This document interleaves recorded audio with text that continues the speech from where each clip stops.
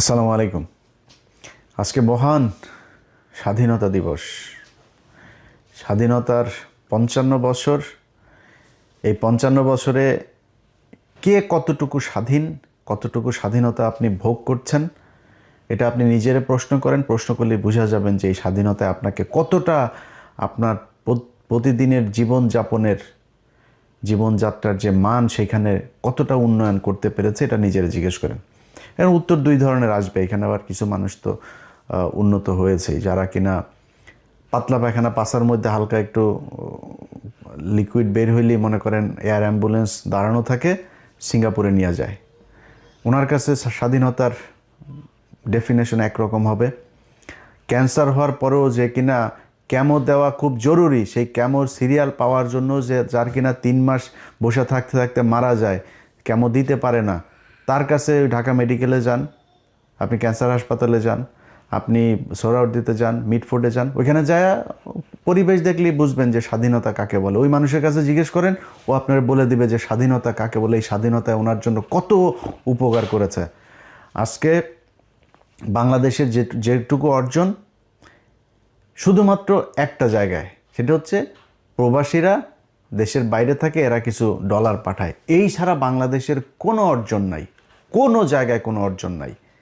সেই মানুষগুলোরে গিয়ে জিজ্ঞেস করেন তাদেরকেও এই সরকার কতটুকু সুখে রাখতে পেরেছেন। একটা টিকিটের জন্য ঈদে দেশে আসতে পারে নাই।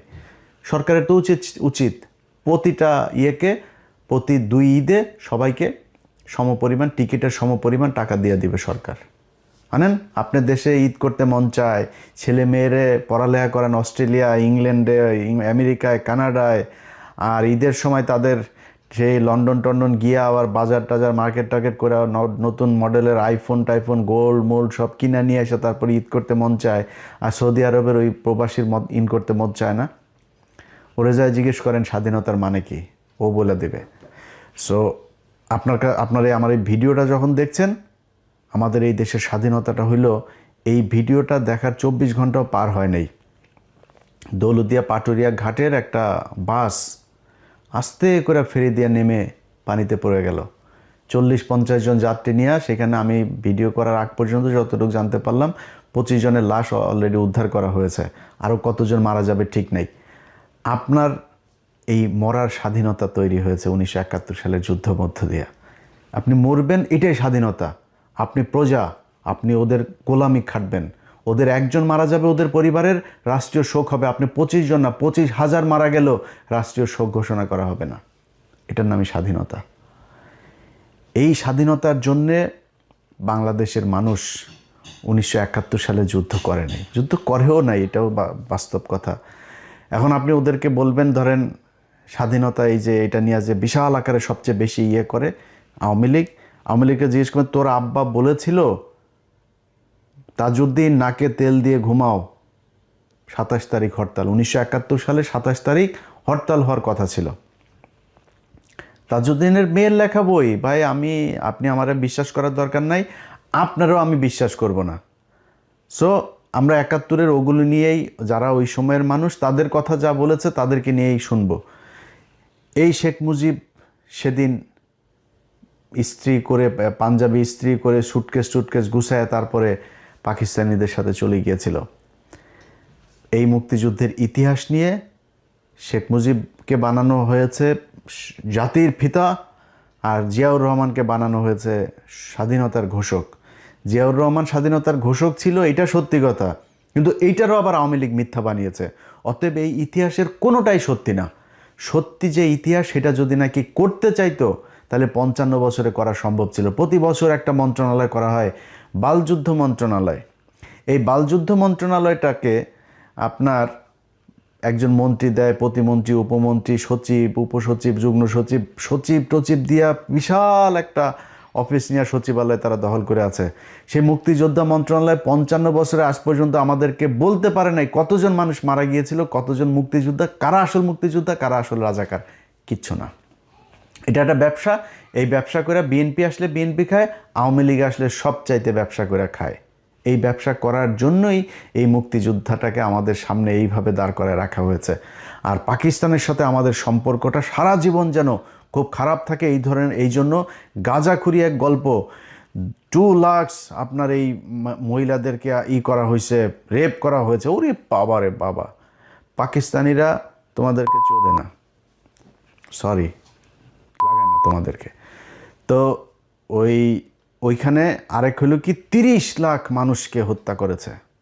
এই 2 বাল দিয়া মানুষকে বিশাল আকারে একটা ইয়ের মধ্যে ফেলে রেখেছে। এটার কারণ কি? এটার কারণ হলো বাংলাদেশ যেন সারা জীবন ইন্ডিয়ার পায়ের তলে থাকে, কোনোদিন পাকিস্তানের সাথে ভালো সম্পর্ক না হয়, ইন্ডিয়ার ওই পাশে যেন না যাইতে পারে কোনোদিন। যাই করবে, আপনার পররাষ্ট্রনীতি, আপনার অর্থনীতি, আপনার সংস্কৃতি যা যা আছে সব কিছু কন্ট্রোল করবে ইন্ডিয়া। এই জন্যই আমাদেরকে এইভাবে ধরে রাখা হচ্ছে। ভাই 1947 সালে 2 পাকিস্তানের 1000 মাইল দূরে যখন ভাগ করে দিয়ে গিয়েছে না ব্রিটিশরা ওই সময় 2 পাকিস্তানের আলাদা করে দিয়ে গেছে। পৃথিবীতে এমন কোনো দেশ নাই যে 2টা দেশ এরকম ভৌগোলিক ইয়ের মধ্যে না থেকে আলাদা থেকে কোথাও আছে। পৃথিবীতে কোনো দেশে কোনো জায়গায় আছে আপনি বলেন আলাদা একসাথে? কেউ নাই। তো বাংলাদেশ আর পাকিস্তান কেমনে থাকবে? টুডে টুমোরো তারা আলাদা হইতই, এটা একদম বাস্তবতা। এর বাইরে আমরা কখনোই যাইতে পারতাম না। এক সময় বাংলাদেশ স্বাধীন হয়ে গিয়েছে 1968 সালে, যখন শেখ মুজিব জায়া রয়ের সাথে আগরতলায় গিয়ে বৈঠক করেছে। পাকিস্তানিরা দয়া করে ওরে মাফ করে দিয়ে, ওরে তো ওই সময় ঝুলাই দেওয়া দরকার ছিল, ওরে মাফ করে দিয়ে তারপরেও চেয়েছে একসাথে থাকতে। তারপরেও কন্টিনিউয়াসলি এই পাকিস্তানিদের সাথে যুদ্ধ, পাকিস্তানিদের লোকজনকে মারা, পাকিস্তানি মহিলাদেরকে রেপ করা। শেখ মুজিব, আরে বেটা, ইতিহাস পড়তে হইলে মানে নিয়ে তর্ক করতে হইলে কারোর সাথে তর্ক করবি কোনো বিষয় নিয়ে, ন্যূনতম জানবি তো। আমার যদি এখন মেডিকেল টার্ম নিয়ে কথা বলতে পারি, আমি তো টার্মের কোনো কিছুই জানি না। এখন তুই যদি ইতিহাস নিয়ে কথা বলতে চাস, মিনিমাম তোর আব্বা যে বই লিখে গিয়েছে তোরা দাবি করিস, এটার নাম কি? অসমাপ্ত আত্মজীবনী। তোর বাপের অসমাপ্ত আত্মজীবনীর মধ্যে দেখবি এই আদমজি জুট মিলের যে মাঠ, এই কলোনির মাঠের এখানে একটা পুকুর আছে, সেই পুকুরের মধ্যে শেখ মুজিব বলছে কমপক্ষে 500 পাকিস্তানিদের লাশ এখানে হয়ে আছে, কমপক্ষে 500 এই পানির মধ্যে ভেসে আছে। এইভাবে পাকিস্তানিদের সাথে তিলে তিলে তিলে তিলে বাংলাদেশিদের করা হয়েছে। পাকিস্তানিরা আমাদের কিচ্ছু দেয় নাই, পাকিস্তানিরা আমাদেরকে সব জায়গায় শোষণ করে রেখেছে, পাকিস্তানিদের সাথে পাকিস্তানিরা আমাদেরকে দিয়ে কাজ করে সব নিয়ে গিয়েছে, এখানে কিচ্ছু করে নাই। বেটা, পাকিস্তান গিয়েছে আজকে 55 বছর। এই 55 বছরে পাকিস্তান আদমজি জুট মিল দিয়ে গিয়েছে, আদমজি জুট মিল বন্ধ হয়েছে। নিউজ প্রিন্ট কাগজ মিল দিয়ে গিয়েছে, নিউজ প্রিন্ট কাগজ মিল বন্ধ হয়েছে। এই যে বিশ্ববিদ্যালয়গুলো, ঢাকা বিশ্ববিদ্যালয়ের বেশিরভাগ ফ্যাকাল্টিগুলো, ডিপার্টমেন্টগুলো পাকিস্তান করে দিয়ে গিয়েছে, বেশিরভাগ বিভাগ। রাজশাহী বিশ্ববিদ্যালয় পাকিস্তানের করা, রংপুর মেডিকেল এবং রংপুর বিশ্ববিদ্যালয়, সিলেট ওসমানী মেডিকেল পাকিস্তানের করা, ময়মনসিংহ মেডিকেল পাকিস্তানের করা, চিটাং মেডিকেল পাকিস্তানের করা, এই যে কমলাপুরটা পাকিস্তানের করা, এই যে সংসদ ভবনটা পাকিস্তানের করা। স্বাধীনতার অর্জনের মাত্র 2 বছর আগেও যখন খুব তিক্ত সম্পর্ক, তখনও পাকিস্তানিরা এখানে জাহাঙ্গীরনগর বিশ্ববিদ্যালয়টা করে গিয়েছে 1969 সালে। গুগলে সার্চ দিয়ে দেখ এই জাহাঙ্গীরনগর বিশ্ববিদ্যালয় কবে প্রতিষ্ঠিত হয়েছে। সবগুলো বিশ্ববিদ্যালয় দিয়ে সার্চ দিয়ে দেখবি যে যেই 23 বছরের বঞ্চনা গাঞ্ছনার ইতিহাস এগুলি শোনায় এই বালের কথা, এই পাকিস্তানিরা এই 23 বছরে এই জিনিসগুলো করে দিয়ে গিয়েছে। যদি না হইতো, বালটাও হইতো না। 1974 সালে খালি এই চারুকলাটা হয়েছে, এর বাইরে আজ পর্যন্ত না হয়েছে কোনো নতুন বিশ্ববিদ্যালয়, না হয়েছে ফ্যাকাল্টি। এইটার নামই বাংলাদেশের স্বাধীনতা। এই বালের গান শোনায় ভাই আপনি বলবেন যে হ্যাঁ ওরা আমাদের শোষণ করার জন্য এখানে, এই জাহাঙ্গীরনগর বিশ্ববিদ্যালয় এখানে করেছে পাকিস্তানের লোক এসে পড়ার জন্য, তোর লোকেরা শিক্ষিত করার জন্য এগুলো বানিয়েছে, তারা করেছে এগুলো। এই যে পিজি হাসপাতালটা, এই পিজি হাসপাতাল, ঢাকা মেডিকেল হাসপাতাল, ওইখানে দেখবি যে পাকিস্তানি ডাক্তারদের কি অবদান, কি করে গিয়েছে তারা এই হসপিটাল। এটা তো 500 বেডের ছিল এক সময়, পরে 1800 বেড। এগুলো কারা করেছে? এই পিজি হাসপাতালের বঙ্গবন্ধু বিশ্ববিদ্যালয় কারা করেছে? পাকিস্তানিরা করেছে। আজকে তাদের সাথে আমাদের বিশাল খারাপ সম্পর্ক। ভাই কোনো সমস্যা নেই, আমি এগুলো বলার মানে এটা না যে আমরা আবার পাকিস্তানিদের সাথে আলাদা হইতে, আলাদা হওয়ার দরকার নাই। আমেরিকার সাথে জাপানের আজকে মধুর সম্পর্ক, দক্ষিণ কোরিয়ার মধুর সম্পর্ক, ভিয়েতনামের মধুর সম্পর্ক। ভাই তাদের সাথে যুদ্ধ হয় নাই। আজকে আফগানিস্তানের সাথে রাশিয়ার সম্পর্ক ভালো, একসময় এরা যুদ্ধ করে স্বাধীন হয়েছে ওদের কাছ থেকে, আমেরিকায় আফগানিস্তানকে সাহায্য করেছে। এটাই কৌশল। যার যখন যাকে দরকার হবে, এই ইরানের সাথে রাশিয়ার সম্পর্ক খারাপ ছিল না, তারা আজকে রাশিয়ার কাছ থেকে সব সুযোগ সুবিধা নিচ্ছে না। আমাদের এই সুযোগ সুবিধা যেন আমরা নিতে না পারি, ভারতকে যাতে আমরা ওভারটেক করে কোথাও যাইতে না পারি, এই জন্য এই ধরনের এই গাঁজাখুরি গল্প সব জিয়ে রাখা হয়েছে, যেন পাকিস্তানিদের সাথে আমরা কোনোভাবে কোনো সুযোগ সুবিধা, কোনো চুক্তি, কোনো কিছু করতে না পারি। ভাই, পাকিস্তান আলাদা, আমরা আলাদা। আমি আমার কাজে পাকিস্তানকে কাজে লাগাবো, পাকিস্তান পাকিস্তানের কাজে আমাকে কাজে লাগাবে। এইভাবেই চলতে হবে।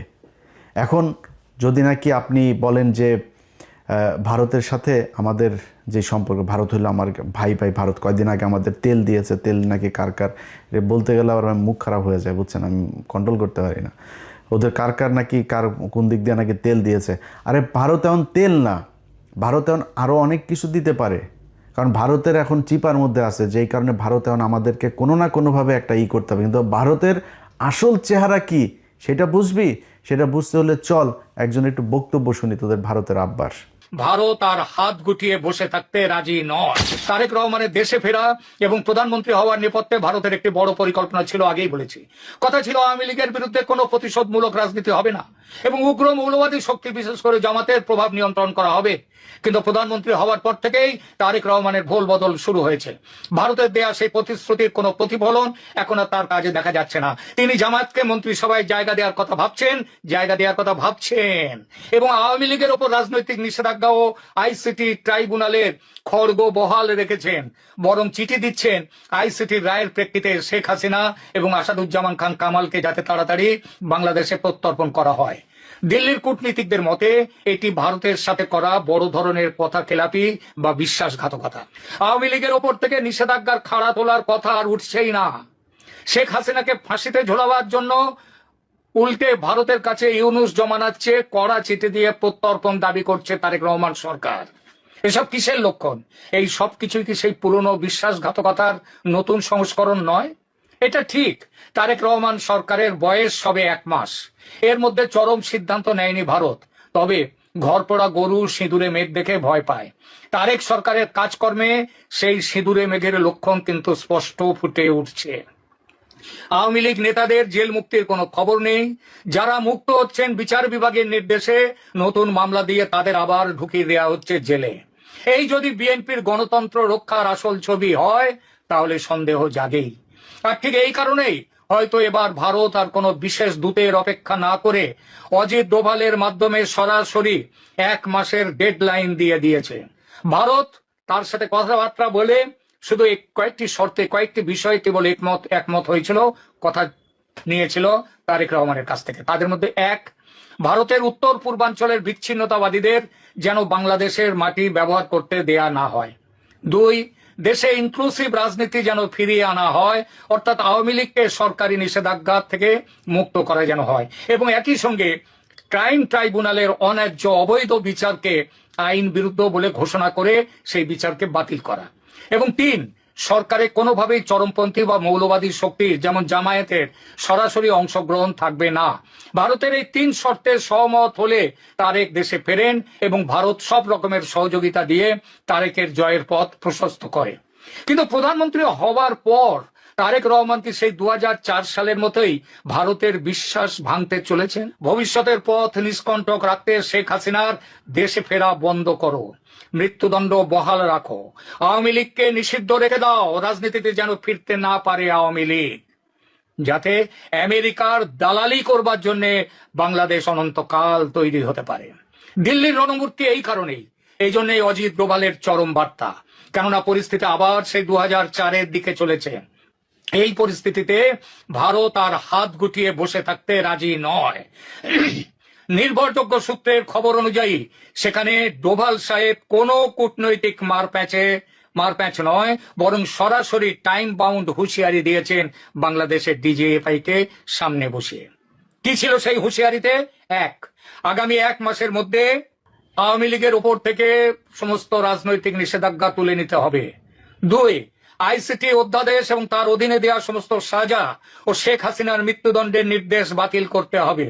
3, যদি এই 1 মাসের মধ্যে কোনো কার্যকর পদক্ষেপ না নেওয়া হয় তবে ভারত তার নিজের স্বার্থ, তার জাতীয় স্বার্থ রক্ষায় যে ব্যবস্থা উপযুক্ত মনে করবে সেই ব্যবস্থা নিতে বাধ্য হবে। এই হুঁশিয়ারি শুধু কথার কথা নয়, ভারতের নিরাপত্তা বিশ্লেষকরাও বলছেন জামাতের উত্থান মানেই ভারতের উত্তর পূর্বাঞ্চলের অস্থিরতা তৈরি করা। ভারত কোনোভাবেই তার প্রতিবেশী রাষ্ট্রে পাকিস্তান ঘেঁষা কোন মৌলবাদী শক্তি, যে শক্তি বাংলাদেশের স্বাধীনতার শত্রু, তাদেরকে সহ্য করবে না। ভারত স্পষ্ট বলেছে সংসদে বিএনপির একক সংখ্যাগরিষ্ঠতা আছে, তবুও জামায়াতকে মন্ত্রী করার কথা উঠছে কেন? পুরনো ভালোবাসার টান, আমেরিকার চাপ? বাংলাদেশ যেন মনে রাখে আমেরিকার সমস্ত হুমকি উড়িয়ে দিয়ে ৭১-এ ভারতের ফৌজ স্বাধীন করেছিল বাংলাদেশকে। আজ দরকার হলে ভারতের ফৌজ উপযুক্ত ব্যবস্থা নিতে এবারও পিছিয়ে আসবে না। এই হইল ভারতের বন্ধুত্ব। এটা শুরু আজকে থেকে না, সেই 1971 সালের 16ই ডিসেম্বর থেকে শুরু করে আজকে পর্যন্ত ভারত কখনো মানতেই পারে নাই যে বাংলাদেশ একটা স্বাধীন রাষ্ট্র। তারেক রহমান তার কথা না শুনলে সে এখানে সোলজার পাঠায়, সোলজার পাঠা, তোরা সোলজার পাঠা, বাংলাদেশে পাঠা, ইস্ট পাকিস্তান ওয়েস্ট পাকিস্তান, দুই পাকিস্তান মিলা বাম্বু লাগাবে, পাঠা তোরা, যদি ক্ষমতা থাকে তাহলে বাংলাদেশে সোলজার পাঠা, ন্যাংটা বানায় ছেড়ে দিবে। বাংলাদেশের প্রতিটা মানুষকে শুধু একটা কথা বলি ভাই, কথা খুব খারাপ লাগতে পারে, চেতনায় আবার পাশে আগুন লাগতে পারে অনেকের, এই বাংলাদেশ যেদিন আক্রান্ত হবে সেদিন সবার আগে পাকিস্তানি ভাইয়েরা এসে আপনার পাশে দাঁড়াবে, এটা গ্যারান্টি দিলাম। আমি জীবিত থাকি অথবা মৃত থাকি, একটা কথা বললাম, Pakistan will be the first country আপনারে সাপোর্ট করার জন্য।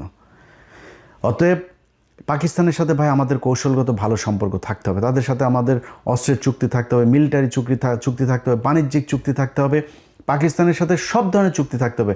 যদি না হয় তাহলে এরা সারা জীবন আমাকে এইভাবে এই ধরনেরই করে যাবে। তারেক রহমান যেই কথাগুলো আমরা এর আগে আনন্দবাজারেও শুনেছি, এই ব্যক্তিও যেই কথাগুলো বলল, আপনি চুক্তি করে এসেছেন, যদি কৌশল হয়ে থাকে, 111-এ খালেদা জিয়াকে অফার দেওয়া হয়েছিল, খালেদা জিয়া বলেছে না আমি 111-এর এদের কোনো কিছু বৈধতা দিব না, পরে শেখ হাসিনাকে বৈধতা, এই প্রণব মুখার্জি তার বইতে লিখেছেন।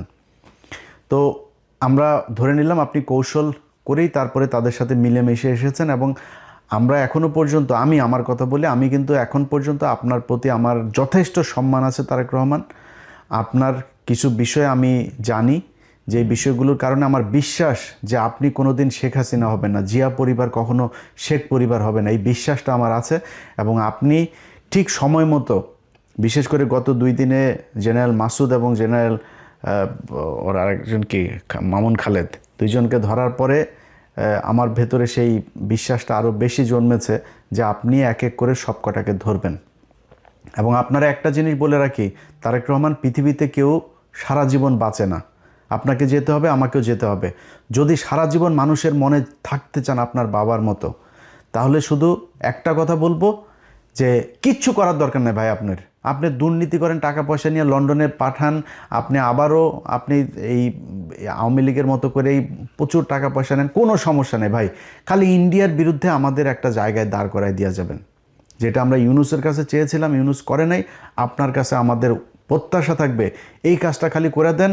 আপনার যে কোনো বিপদে, এই দেশের যে কোনো বিপদে বাংলাদেশের 18 কোটি মানুষ এক হয়ে আপনার পাশে দাঁড়াবে।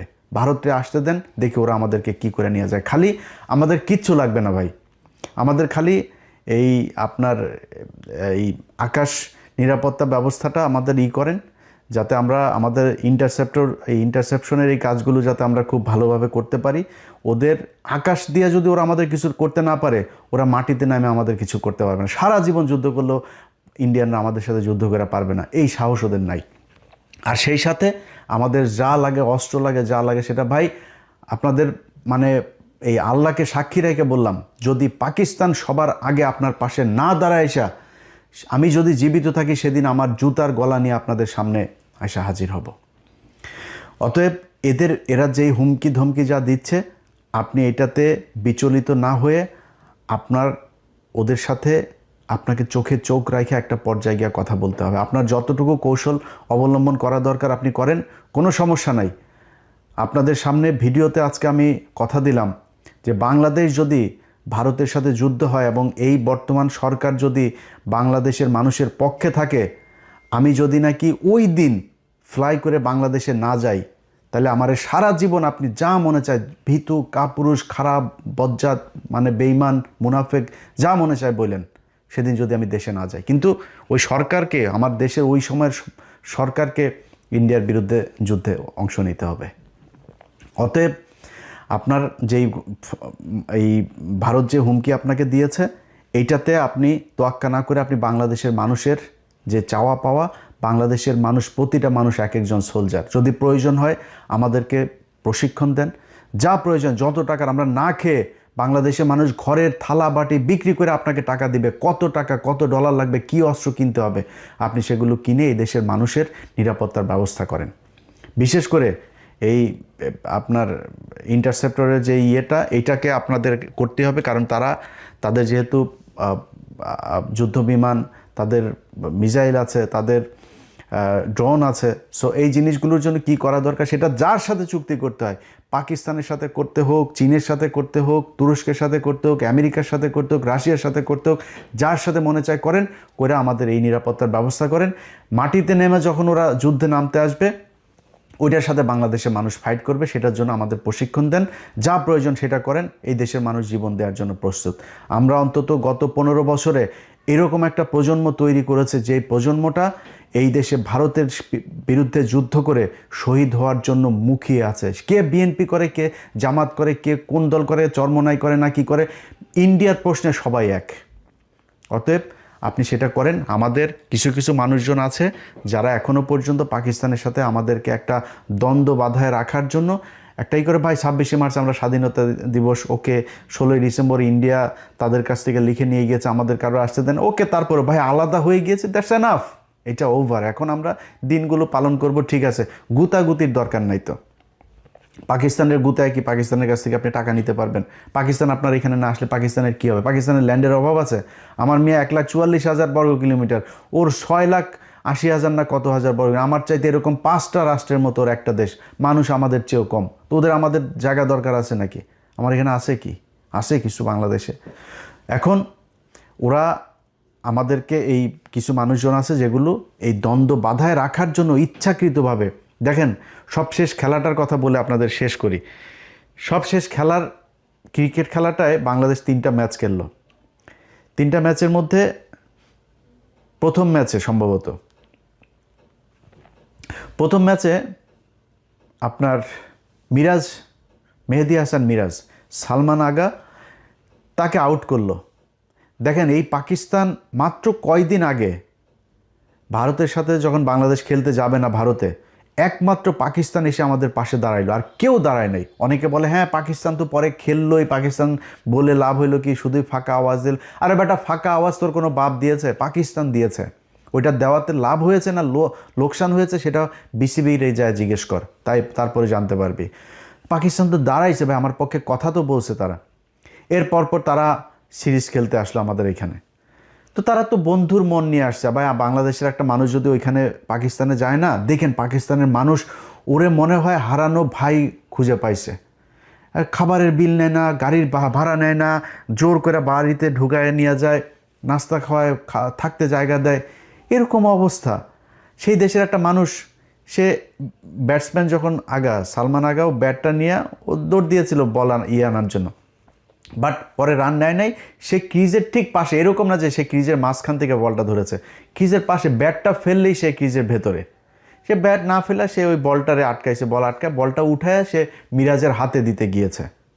ও মা, সে বলটা করলো কি, স্টাম্পে মাইরা মিরাজ এসে তাড়াতাড়ি করে চোরের মতো, একটা চোরের বাচ্চা, ফকিন্নির বাচ্চা এসে বলটা ভেঙে দিল।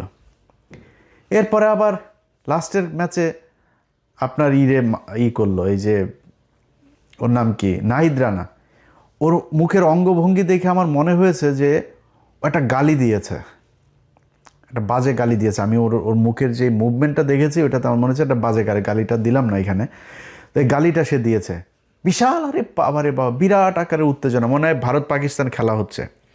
আরে বেটা, তোর তো বোঝা উচিত, এই যে এখন গেছিস পিএসএল খেলতে, তোর বাপরাই তো নিল, তোর বাপের দেশেই তো গেলি পিএসএল এ, তোর বাপেরা তোদের দেশ থেকে, বাংলাদেশ থেকে 6টা প্লেয়ার নিয়েছে। আর আইপিএলে নিয়ে যাইতো সাকিব আল হাসান, পৃথিবীর শ্রেষ্ঠ একজন অলরাউন্ডার, সবচাইতে ধারাবাহিক একজন প্লেয়ার, ফর্মে থাকা প্লেয়ার, তারে নিয়ে সাইডলাইনের বাইরে দাঁড় করে রাখতো, পানি নেওয়াইতো তারে দিয়া। অপমান খালি নিত কেন? বাংলাদেশের দর্শকগুলোর নেওয়ার স্পন্সর আছে না, ওদের তো প্রোডাক্ট বিক্রি করতে হবে, বাংলাদেশের মানুষ দর্শক তো থাকবে না একজন না থাকলে, নিয়ে বসায় রাখতো।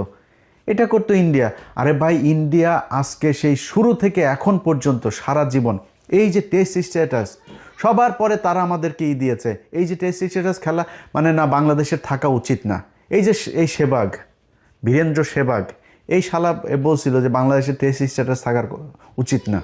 এরা ইন্ডিয়া খালি খেলা না, বাংলাদেশের প্রতিটা জায়গায় প্রতিটা সেক্টরে তারা সারা জীবন, এই যে কয়দিন আগে আপনার এই যে বাংলাদেশ থেকে আপনি দেখছেন না যে বাংলাদেশের মানুষজনরা এখন আর আসতে দিবে না, কারণ বাংলাদেশের মানুষ এখানে ওই আপনার ইয়েগুলো, এখানকার সরকারি যে সুবিধাগুলো আছে এই সুবিধাগুলো বেশি উপভোগে। যেমন ধরেন কারো মা অসুস্থ, বাবা অসুস্থ, তার ট্রিটমেন্টের জন্য এখানে আপনি ঘরে রাখলেও আপনারে কিছু টাকা দেয়। আপনার অনেক এরকম বাচ্চাদের জন্য চাইল্ড সাপোর্ট দেয়, অনেক ধরনের এই প্রণোদনা আছে, এগুলো দেয়। তো এগুলো এই ইন্ডিয়ানরা, তারা ইন্ডিয়ানদের কারো দেন, ওরা কিন্তু আমাদের চেয়ে বেশি খায়, অথচ ইন্ডিয়ানগুলো দেয় নাই, বাংলাদেশেরগুলো সবগুলো দিয়েছে যে বাংলাদেশ নাকি 54% নাকি এশিয়ার নাকি আমরা নাকি খায় তারপর এটা দিয়ে এখন বাংলাদেশিদের ভিসা দেওয়া বন্ধ। ভাই প্রতিটা জায়গায় আপনি 1971 সালের মুক্তিযুদ্ধের পর এটা নিয়ে কোনো বিতর্ক নাই, প্রতিটা মুক্তিযুদ্ধের কাছে জিজ্ঞেস করবেন যে ইন্ডিয়ানরা আমাদের এখান থেকে কি পরিমাণে, পাকিস্তানের 92,000 এই সোলজার তারা আপনার অস্ত্র রেখে আসলো, আমাদের এই যে মিল কল কারখানা মানে পাকিস্তান যা করে দিয়ে এসেছিল, এগুলির থেকে দামি দামি যন্ত্রপাতি সব ইতিহাসের সব জায়গায় এগুলোর আপনার উল্লেখ করা আছে। তারা নিয়ে গিয়েছে, আমাদের দেশের টাকা পয়সা লুটপাট। ইয়ের পরে 400 কোটি টাকা এসেছিল আমাদের অনুদান বিদেশ থেকে, সেই 400 কোটি তখন আমাদের তো টাকশাল সব নাই, তারা আমাদের সেটা করলো, সেই টাকাটাতে তারা 400 কোটিরে 800 কোটি ছাপাইলো। 800 কোটি ছাপায় কী করলো তারা, তাদের ওই টাকাগুলো দিয়ে আমাদের দেশে চাল ডাল সব কিনে নিয়ে গেল। পর্যাপ্ত ছিল আপনার বিভিন্ন দেশ থেকে আসা আপনার সাহায্য সহযোগিতা ছিল, এগুলো সব নিয়ে যায় তারা আমাদের দেশে ইনফ্লেশন করে দিল, মানুষ না খেয়ে 74-এ মারা গেল। আর ভাই মানুষ মারা গেলে মারা যাবে 72-এ 73-এ, 74-এ গিয়ে মরল কেন? এই ভারতীয়দের কারণে। ভাই আপনারে আমি যদি এখন 55 বছরে এই ইতিহাস এত ড্যামেজ হয়েছে যে আপনাকে এখন আমি বুঝাইতে গেলে আপনার অনেক কিছু মনে হবে যে এই লোক আসলে মানে মুক্তিযুদ্ধ নিয়ে এত কথা বলে, ভারতের বিরুদ্ধে এত ক্ষোভ তার।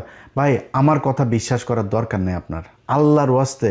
যেই মানুষগুলো সেক্টর কমান্ডার ছিল, মুক্তিযুদ্ধের সর্বাধিনায়ক আছে না জেনারেল ওসমানী, সেই জেনারেল ওসমানী শেখ মুজিবের এখান থেকে পদত্যাগ করেছিল, জানেন এটা? শেখ মুজিব মন্ত্রণালয়ে থাকতে দেয় নাই। এই যে তাজউদ্দিন আহমেদ, তার অবর্তমানে সে প্রধানমন্ত্রী ছিল না, এই তাজউদ্দিন আহমেদরে শেখ মুজিব বহিষ্কার করেছে, বাধ্য হয়েছে তারা করতে। শেখ মুজিব এই তাজউদ্দিনের মেয়ের বইতে লিখেন, একদম হুবহু সেদিনের ঘটনাটা বর্ণনা করেছে যে আব্বু সেদিন এই বাড়িতে এসে তারপর বলেছিল এর চেয়ে পাকিস্তান আমলি তো ভালো ছিল। কোনো কারণে একটা কোনো ভালো মানুষরে ওই দিন এই শেখ মুজিব তার এই জায়গাতে সে থাকতে দেয়নি। সো এখন আপনি তাদের কাছ থেকে ইতিহাস শেখেন, দেখবেন ইতিহাসের সব কিছু জানেন। আমার কাছ থেকে কারোর কথা বিশ্বাস করবেন না, আপনার নেতারও বিশ্বাস করবেন না, আমারও করবেন না কারোর কথা। আবার এখন যে গজিয়ে ওঠা যেসব মুক্তিযোদ্ধা আছে এগুলোরও বিশ্বাস করবেন না, এগুলো সব ভুয়া মুক্তিযোদ্ধার ওই সার্টিফিকেট নিয়ে সব এখন আসল মুক্তিযোদ্ধা কেউ সামনে আসে না।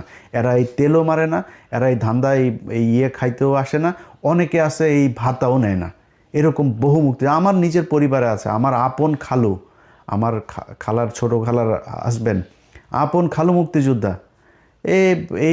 এইসব ইতিহাস এগুলো তার কাছ থেকে বহুত শুনছি ভাই। আপনার সেক্টর কমান্ডার আছে না, সেক্টর কমান্ডার সবচাইতে বড় সেক্টর 9 নম্বর সেক্টর খুলনা অঞ্চলের, এই 9 নম্বর সেক্টরের সেক্টর কমান্ডার আপনার মেজর জলিল। জানেন মেজর জলিল কোথায় মারা গেছিল? এটা জানেন কেউ?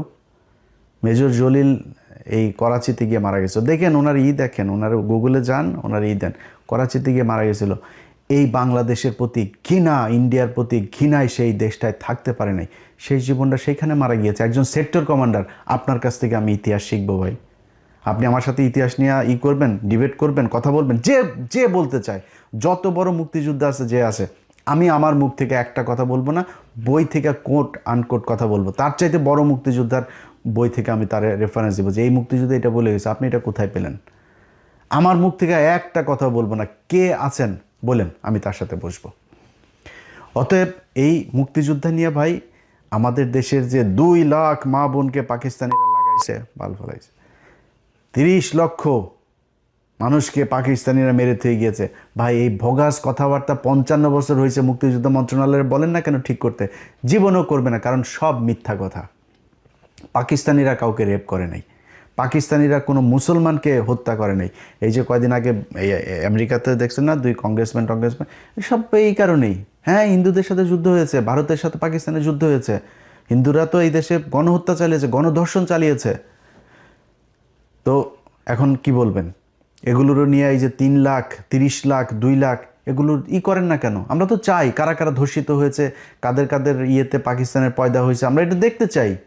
দেখান, বলেন, আপনাদের তালিকা নাই কেন? আপনারা এখনও করেন না কেন? যে মারা গিয়েছে তার তো আর মান সম্মান নাই, খুঁজে বার করেন দেখি। মুক্তিযোদ্ধা তো এখনও জীবিত আছে, খোঁজ নেন। নাম বলার দরকার নাই, কোনো নারীর নামও বলার দরকার নেই, এমনিতে আপনি সংখ্যাটা আমাদের জানান দেখি কোথায় কে করছে। এইসব ভগাস কথাবার্তা ভাই। আমার পাকিস্তানের সাথে আমি একও হব না, আবার পাকিস্তানের সাথে আমাদের মানে কোনো কিছু দিয়েও সম্পর্ক করার দরকার নেই। পাকিস্তানে আমার ভাই, আমি পাকিস্তানের ভাই, পাকিস্তান আর আমি, এই ভারত যতবার হুমকি দিবে ততবার পাকিস্তানের সাথে মিলে আমাদেরকে ভারতকে প্রতিহত করতে হবে সব দিক থেকে। ওর 7 সিস্টার থেকে শুরু করে খালিস্তান, ওইদিকে পাঞ্জাব, ওইদিকে কাশ্মীর, সবখানে পাকিস্তান বাংলাদেশ মিলে একসাথে ওদেরকে ধরতে হবে। এইটা যেদিন ঠিক করতে পারবেন, এই বাংলাদেশে কোনো সমস্যা থাকবে না। এই দেশের একটা উৎপাদন করতে, আর মোটরসাইকেল উৎপাদন করতে যাবেন, ভারতের সমস্যা। একটা আপনার ওই আলু আরেক দেশ থেকে আনতে যাবেন, তাদের সমস্যা। আপনি আপনার ওই করিডোর ইউজ করতে চাবেন, ভুটানে নেপালে একটা জিনিস পাঠাইতে, সে দিবে না। আপনার কিন্তু সব কিছু সে ব্যবহার করবে। সো এই বন্ধুত্ব তো আমার দরকার নাই ভাই।